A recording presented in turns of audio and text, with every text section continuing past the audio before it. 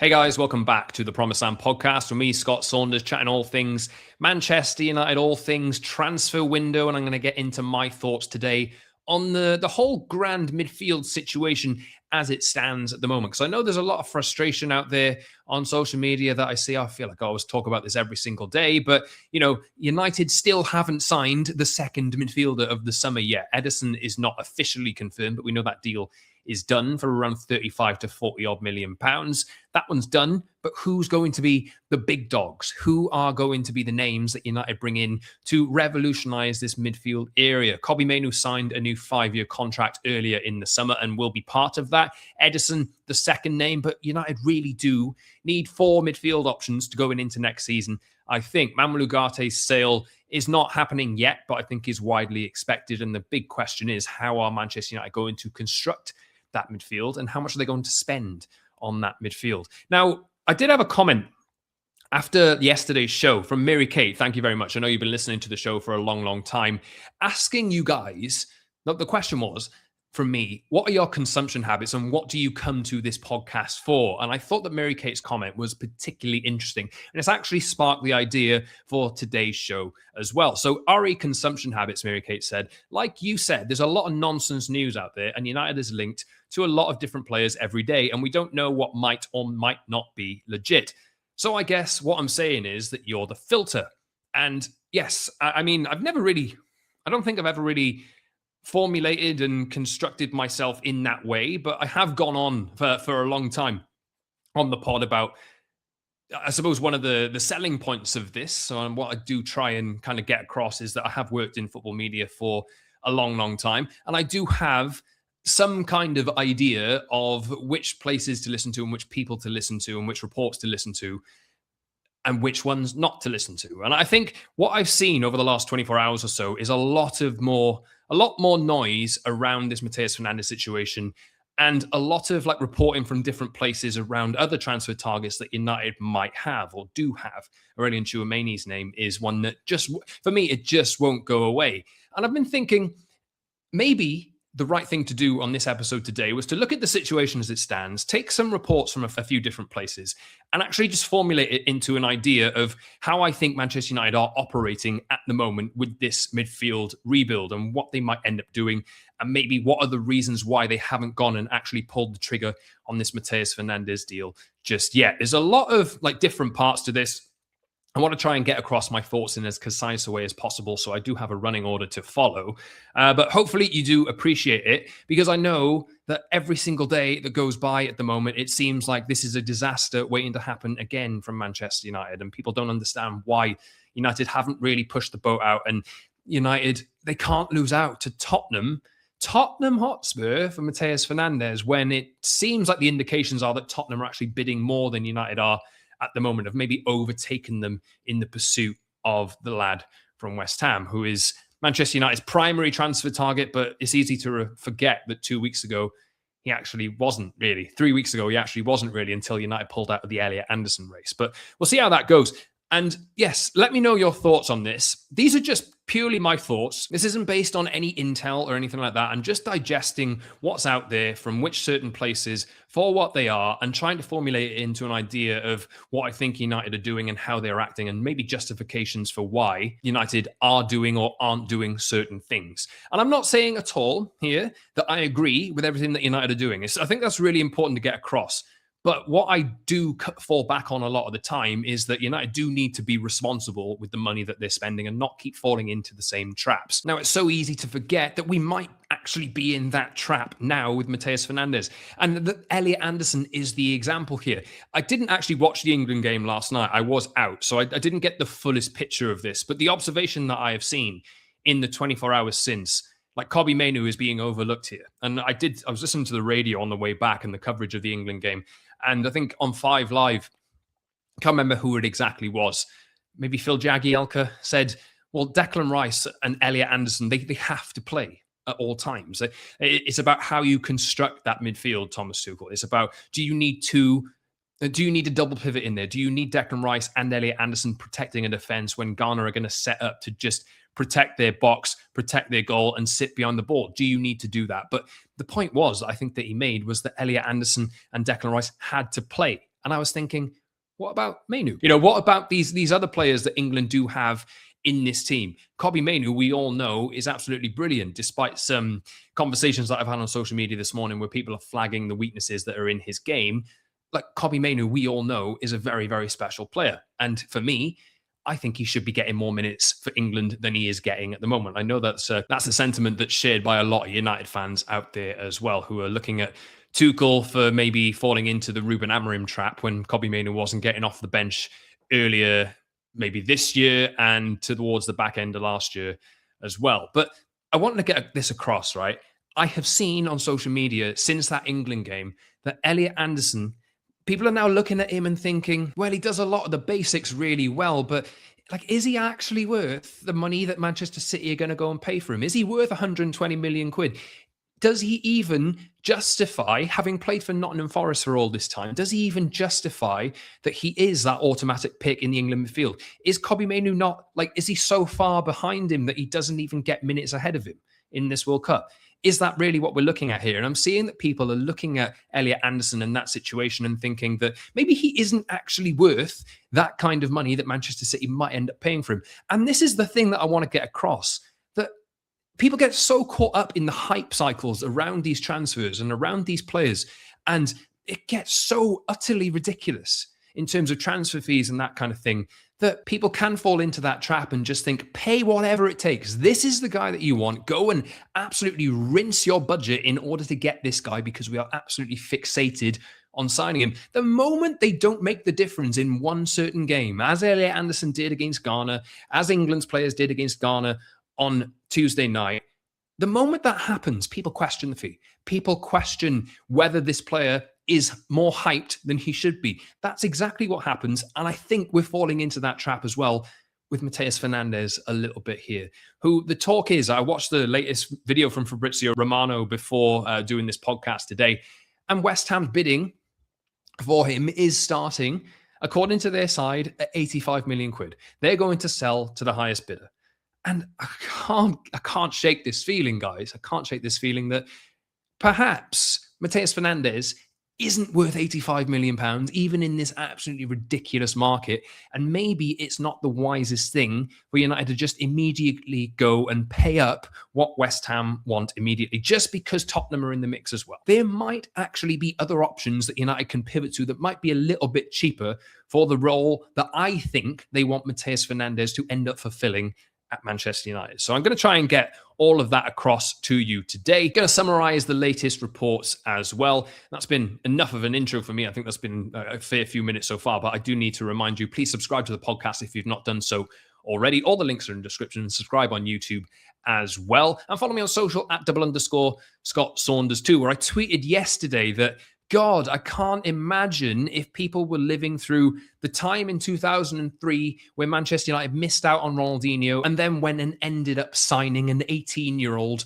from Portugal called Cristiano Ronaldo, who played well against them once in a friendly. And I'm not saying here that either of those players were like worthy or unworthy of the hype that they were getting at that point. What I'm saying here is that people now are losing their minds about United not paying a transfer fee for Mateus Fernandes. Can you imagine back 23 years ago or whatever, if we were living through a time on social media where United had lost out to Barcelona on Ronaldinho after even Alex Ferguson had told players, I think it's come out since then, that Alex Ferguson even thought that deal was done, and Barcelona came in, swept in. And in the same summer as well, United sold David Beckham to Real Madrid too. Imagine living on social media through that era and what people would have said if United had done those moves in that social media era. Absolutely crazy to think about. It doesn't actually bear thinking about, but I did trying to do it. But let's get into the actual show itself. I'll talk about Mateus Fernandes. I will talk about Aurelien Tchouameni as well, Eduardo Camavinga,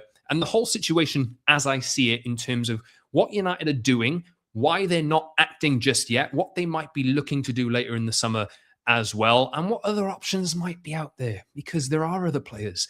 Fortunately, there are other footballers that exist in the world that might have the quality to come in and fit the bill for what Manchester United want out of this midfielder, or the two midfielders that they're going to sign by the end of the summer if they do end up signing them. So just to recap the situation on the whole here, Manchester United started out this summer focusing on a deal for Elliot Anderson. They put the groundwork in. They wanted him. It was made very, very clear in every place you could have looked that Elliot Anderson was Manchester United's number one target. I think that they were looking at somewhere around £80 million to do a deal for him. But obviously, the fact that that market has actually moved in that direction and has gone so far over the top in terms of the crazy fees that we're talking about for these players doesn't actually change how much money Manchester United have to spend this summer. United have a plan. I've said numerous times throughout this year that United need to find quality and quantity at the same time. They need to plug the holes in their squad in various positions. I think I talked about a few months ago how United could be putting 150 odd million towards their midfield, and I wanted United to go and stretch it out to 180 when I picked my ideal midfield three just a few months ago. I did a show with Adam, I did a show with Jamie as well, talking about the midfielders that I think United could sign and how much they should be looking to spend.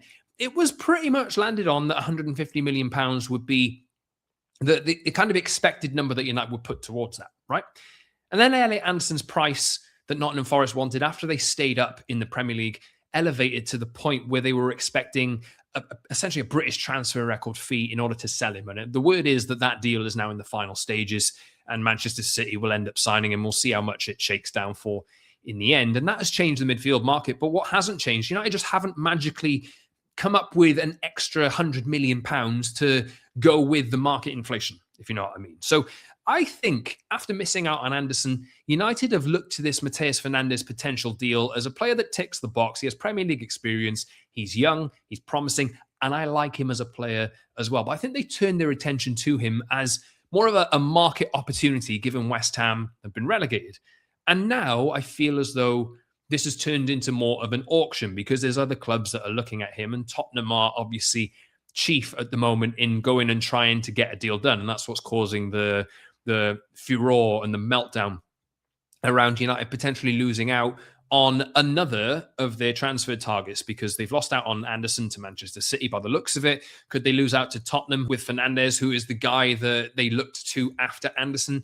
I understand that that is a reason to lose a bit of patience and a bit of trust, but at the same point, this market is absolutely mental. I have seen this morning that Malo Gusto from Chelsea, a fullback, Malo Gusto, who is, for my money, not very good.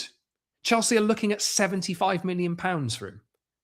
That's the market that we're in. But Manchester City going to go and pay £75 million for Malo Gusto? I don't think so, personally. I think clubs are setting their stall out incredibly high in order to, keep in line with the market. But there's another reality completely. Are they going to get that kind of money for a player like that? I would be absolutely flabbergasted if anybody took that option for Malo Gusto from Chelsea. And I look at Radek Vitek, a bit of news has come out about him this morning as well, and how Hull and Ipswich, I think, are looking at signing him. He's a Manchester United goalkeeper who was on loan at Bristol City last year and did really well for them. And I've said, I think United should try and sell him for 20 odd million quid. Like, really, they should be looking at that. You look at the market as it stands now, raise that price to 40 million. Raise it. If you want a proper solid goalkeeper who was player of the year for Bristol City in the Championship, you got to pay for it, lads. United should be playing this game themselves as well, but trying to find value in the players that they're bringing in. And I think with Mateus Fernandes, it's emerged that West Ham want to sell to the highest bidder, and there's indications that Spurs are willing to go higher than United at the moment. And I don't think really many people expected Tottenham to be so aggressive in the market, right?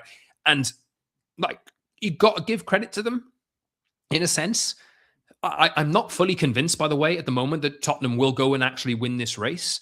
I think it is really important to see how this plays out because there's a lot of factors still that could come out of this. It wouldn't shock me if, for example, Tottenham went and agreed a fee with West Ham for Mateus Fernandes that was maybe below that 85 million point because West Ham have decided, right, this is the best bid that we're going to get. Tottenham is saying that we're not going to go any higher. If that comes in, as has been reported by Graham Bailey, who's been on the podcast before, this has come up this morning as well. Tottenham are readying an offer worth around £75 million. That's in his piece this morning. And look, you can give or take what you believe and what you don't, but I know for a fact, having worked with Graham in the past, that he's very good on West Ham. I think they are very valid.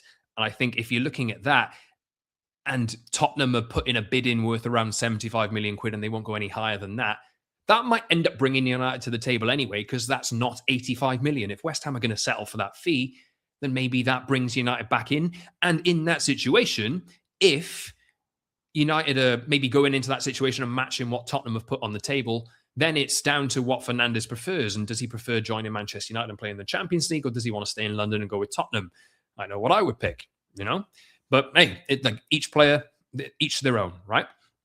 I think what United do need here, if they're going to get closer to the valuation that they want on Fernandes, is either for Tottenham to kind of agree that transfer first, and then they'll have a decision to make on whether they match it, whether they get close to it, or whether they just walk away completely and change to another target, or they need Fernandes to come out and really to say that I want to join Manchester United, which eliminates the leverage that West Ham have in going to get him. And we'll see how that happens. But in my opinion at the moment, as I said a few minutes ago, I was talking about the kind of money that I was expecting United to go and pay on this midfield investment overall throughout the summer.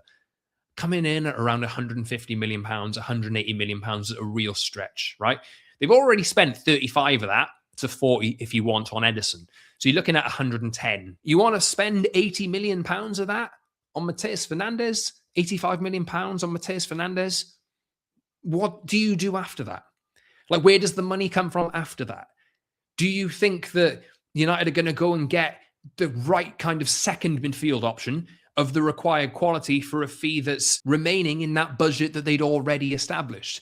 To me, I don't necessarily think so. I don't necessarily think so. But I think, personally, that there's a couple of things to this. United want to show that there are no pushovers in the market anymore. And I think there's other players that United put at the top of the priority list here that maybe they can't do now, but later in the summer want to go and revisit because they've had encouragement in regard to signing that player. And that player that I'm talking about is Aurelien Tchouameni. And you can say, as I've seen on social media numerous times over the last few weeks, well, Tchouameni isn't that good. Tchouameni, it doesn't mean anything that he's played for Real Madrid. Why do Real Madrid want to sell him? This is a starting midfielder for France. He's not very good. He plays for Real Madrid. He's not very good. Real Madrid want to get rid of him. Why do Real Madrid want to get rid of him? Well, I have the answers here in some of the digging that I've been doing in terms of the reports that I've read from Madrid-based sources. So this is something that maybe not a lot of people know or understand, but I will kind of outline this for you. In Madrid, they have two newspapers or two media outlets that do a lot of their talking for them. Marca, who I'm sure that you've heard of before, and AS as well. Full, like, front page spreads a lot of the time where they will dedicate all of that to a transfer target that they want to go and sign, but it will also, you'll also get a lot of like realities out of it and how Madrid are thinking. And that goes for sales as well as incomings. I think the way that this picture is being painted now at the moment, and I'm glad that this isn't United, but Real Madrid, I don't necessarily understand this, and Jose Mourinho, I think it looks as though they are going to want to go and target Enzo Fernandez from Chelsea, and I think they will probably end up getting him by the end of the summer as well. But that's the way that it seems to be going. And I have some snippets from like recent articles that I've seen with AS and Marca, and there's a bit from The Athletic that I want to run through today as well on what Real Madrid are planning in the midfield. But like, I'll just reiterate this. I think United at the moment are holding back on overpaying and going over the top for Mateus Fernandes because I think they want to get Aurelien Tchouameni later in the summer. I think we've been talking about like price tags for him just a few weeks and a few months ago. And for me, that price tag that was quoted, and I'll get to it in a second, is actually, like, it might have changed from Real Madrid's perspective, but I think that's actually decent value in terms of a transfer fee. The wage is a different conversation that I'll get into in a second as well. But these are the snippets that I'm talking about, right? From last week, this was a piece from AS, which said, Real Madrid, and this is about Camavinga and Tchouameni, right? Real Madrid paid Rennes 40 million euros for Camavinga in 2021. So he's a player whose value has already been fully amortized in the club's accounts. However, Camavinga hasn't given any indication at the club that he intends to leave. It goes on to say, another player with a lot of interest at Real Madrid right now is Tchouameni, one of the players who had the best season in his second trophyless campaign for Real Madrid. I think it's pretty much accepted that he was one of Real Madrid's better players last season, as is acknowledged here. It goes on to say he was signed from Monaco for £80 million in the summer of 22. Like Camavinga, the cost of his transfer has been fully recouped or amortized. So that is an important point that I wanted to get across. Real Madrid have already, over the last few years, amortize those fees over the course of the contracts that they've had, according to the sources that are the mouthpieces for Real Madrid in Spain. It remains to be seen what Jose Mourinho's tactical approach will be, what his preferred formation will be, and how Tchouameni will fit into it. This was last week, I think about 6 days ago now. The Athletic have gone on to say today in a summary piece, and look, we know the Athletic is a trustworthy place. They have reporters who do a really good job of reporting with accuracy what certain clubs are saying, maybe as a follow-on to what that report had said. Madrid and Jose Mourinho are open to hearing offers for 23-year-old midfielder Eduardo Camavinga, but those close to the player say it is impossible for him to leave. So he wants to dig his heels in and stay. This has led to a situation where offers for Aurelien Tchouameni, 26, would be considered. He could be of interest to Manchester United. Again, this was reported Wednesday. A departure in the midfield is seen as necessary to make room for the creative player Madrid feel that they are lacking. So if you want your reason for why are Real Madrid thinking about selling Tchouameni? If Real Madrid have a player that they want to sell, surely that means they're a bad egg. Surely that means that you should stay away. United have had that mistake made with Casemiro before. Look at the language in this. A departure in midfield is seen as necessary to make room for the creative player that Madrid feel that they are missing in the midfield. Mourinho's preferred choice is Enzo Fernandes, for whom Chelsea are expected to ask around £120 million. Again, ridiculous transfer fee. They paid a ridiculous transfer fee for him in the first place. The 25-year-old Argentina international is looking for a new start, and his preferred destination is Madrid. Mateus Fernandes has also been considered and discussed, but there's competition from Man United, PSG, and Tottenham for the 21-year-old. And it goes on to say, I know I'm kind of repeating like sections here from certain places, and this is a bit of a longer one, but I wanted to paint the full picture for you here because it's going to frame how I talk about things for the rest of the podcast. It goes on to say, there are positive reports regarding Ayoub Bouadi, who is starring at the World Cup for Morocco at the moment, plays for Lille. Lille wanted to keep him as they qualify for next season's Champions League, but they are aware of the impact of his performances at the World Cup. If they were to sell, again, this was said today, if they were to sell, they would be asking for around £80 million for him. And that price has been talked up for a few weeks now. I think towards the end of last season, we were looking at maybe paying, according to the report, 60 to 80 million pounds. I've seen those suggested and sourced from different places for a number of months now. Although this is something more dependable that you can sink your teeth into. It goes on to say, the Morocco international is not Madrid's top priority at present. Bouadi himself is concentrating on the World Cup, and if he were to leave, he would favour joining a team where he can consistently play a key role. It goes on to say, sources in the Netherlands have told The Athletic that Keith Smit, who I mentioned on the podcast the other day, a 20-year-old Dutchman for whom AZ is seeking a fee in the region of 60 million euros, remains an option. He's been linked with Newcastle as well. And he's also represented by George Mendes in that deal. So that could be a bunch of nonsense with that as well. But as my notes say here that I want to outline, why are Madrid selling? You have your answer in this section here. It's outlined in that report that a departure in midfield is seen as necessary to make room for the creative player that Madrid feel that they are lacking. So it's not about signing a DM. It's not about getting rid of a player because he's terrible. United shouldn't see that as a red flag. United are simply looking for a different profile in midfield to what Real Madrid are looking for at the moment. And you need to construct your midfield and your squad in the right way for it to function properly. We talked about how important it is for United to find a Casemiro replacement. There's been a lot of talk around that. And Edison was talked up as the Casemiro replacement a few weeks ago. People are losing their heads about it. I personally think that United see Tchouameni as the Casemiro replacement. And I personally think that United do need a number 6 to come in the summer as well. Now, I think that there's legs to this Tchouameni story personally. And I think this could end up turning into something significant after the World Cup. We will see what happens, right? Maybe it doesn't. But think of this, right? Tchouameni, if he is of interest to United down the line, which I think he is, and the name won't go away. Even the Madrid sources are saying that United want him and the Real Madrid are considering selling him because they want to raise money for Enzo Fernandes.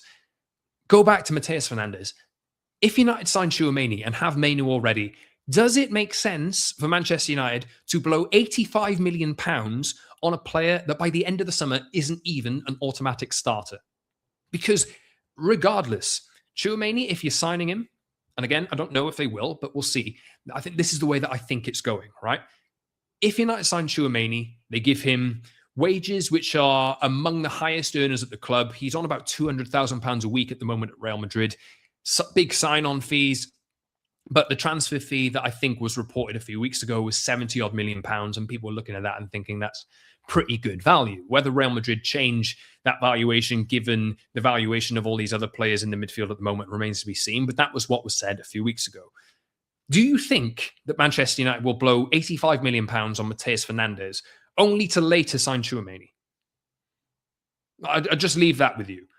Do you think that that's what United are going to plan to do? So Mateus Fernandes really is going to be, in the nicest possible way, a rotation option, really. I think he probably comes in as, if he does sign and Tchouameni signs as well, he's the third choice in that midfield. One, is he going to go for that? That's a question to be asked as well, because United do already have Kobbie Mainoo. Two, does that actually suit the kind of transfer spend that would be required out of United if they're going to put him on the bench and bring him in as a rotation option, or somebody as an alternative to Kobbie Mainoo, or somebody as an alternative when United are looking to control matches at home or whatever, and you can maybe get away without playing Tchouameni or resting him. Like, this is all pie in the sky stuff, and I will always reiterate that, but I also want to get to the bottom of like this situation at the moment and just try and give a bit of context for you based on what I'm reading, right? So if Tchouameni signs, he plays, and he's the senior figure in midfield. And you've also got to consider as well that Ederson is going to sign and needs to have minutes too. So Kobbie's just signed a new deal. He's going to play. Bruno is still there and will play most of the time as well. So really, if you're looking at what United need out of the transfer that they're trying to do now, do you want to stretch to 85 million? Or can you look at Mateus Fernandes or the profile of player that you're signing there if you sign Tchouameni down the line? And can you go a little bit cheaper in that sense? Can you go a little bit less experienced in that sense with Mainoo there, with Ederson there, with Tchouameni there as well? I think you probably can. Because I can't imagine the criticism that United are going to get if they signed a player for 85 million and then Tchouameni on top of that, and you have Mainoo, and that 85 million pound midfield option by October next year is sat on the bench for a few games. You know, I don't even know if the player himself is going to go for that, but we'll see how it plays out. But like, think of this. Like, there's so many other players out there that you could think of that may be able to do the kind of job that United want Mateus Fernandes to do. They're looking at him now. I think I'd refer back to this, hoping that they could get a good value deal out of West Ham because West Ham have been relegated. It doesn't necessarily mean that United don't have ambition if they're not meeting that fee. And I'll just throw some other names out there for you as well, like alternatives potentially that could come down the line instead of Mateus Fernandes if United miss out on him. Camavinga, potentially a cheaper Real Madrid option, potentially. I'm not saying they'll sign Camavinga and Tchouameni, but, you know, he's been linked before. Buadi himself, who is looking for minutes and wants to play a lot of football, but himself has been referred to in this piece that has come out in The Athletic, 80 million euros. Is he at 18, turning 19 into next season, taking the World Cup by storm? This is a player as well that has been in the Lille first team since he was 16 and really tearing things up in France for a good few years now, like a couple of years. People have had a lot of fuss about him. And I think they were gutted in France that he ended up choosing Morocco anyway. Like, if he's for 80 million euros and has this massive ceiling, is he better value now and a better investment now than Mateus Fernandes is at 85 million? This is, again, the thing that I'm trying to get across here. And I'm using the highest possible fee for Mateus Fernandes here because that's what West Ham are briefing. That's what they want out there. If United can get Fernandes cheaper in the end and they stick by their guns, then great. We can just brush this aside, but I'm trying to give context here.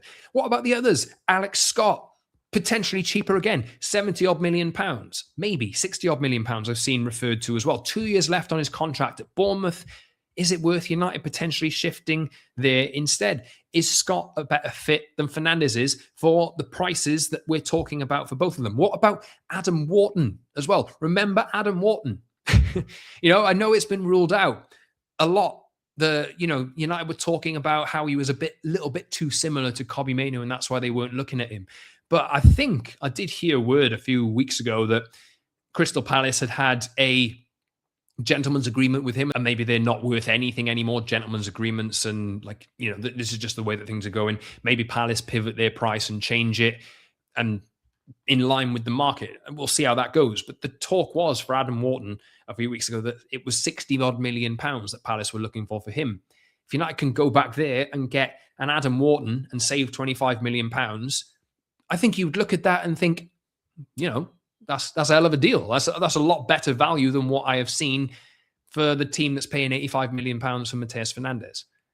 You've got to think of that. There's other players, Keith Smith as well. If Real Madrid are looking at him, if Newcastle are looking at him as the replacement for Sandro Tonali and he's 60 million euros, although George Mendes is in the deal, is there better value there? There's a player called Nathan De Cat as well, who's Belgian, who is, I think, 17. I've seen a very, very tenuous link with Manchester United and him over the last 24 hours or so. But again, that's a bigger risk. But does he, and a player like that of that age, who can just be slowly fed into the first team with Mainu taking the seniority, with Tchouameni as the anchor in that midfield, maybe that's the way that you go as well. It's about looking at the wider context and not getting sucked in every single day to thinking that this player, this one player, is the exact player that is going to fix everything for us. That's all I try and get across on this podcast. And that is what I wanted to outline along with all the reports and all the lines that have come out today. That this is my way of thinking at the moment, and this is what I think Manchester United are thinking. I'm not necessarily saying, again, I will reiterate that every decision Manchester United are making is the right one. I would like them to sign Mateus Fernandes. I will say that. If they did cave and sign Mateus Fernandes for 85 million, I would shamelessly be saying that he's amazing if they signed him. But reality is, if they were to blow that budget and meet that West Ham demand, what happens later on? Would you be happy with a Kobbie Mainoo, Mateus Fernandes first choice midfield, with them signing a Manuel Ugarte replacement for 30 odd million quid when they sell him? Would you be happy with that? That's all I'm trying to get across. But there are players out there at different price points who can maybe do the job. What happens in this media space at the moment is that we're all made to think, with the constant stream of news that comes out in the transfer market at the moment, that these summers are getting worse and worse with the fees that are inflated and the ridiculous numbers that we're talking about for players who are pretty average. You get to this point where you think that this player is the only one that is going to be able to fix things for us. This player is the only one. It's not the case. There are other footballers out there that you can find value in.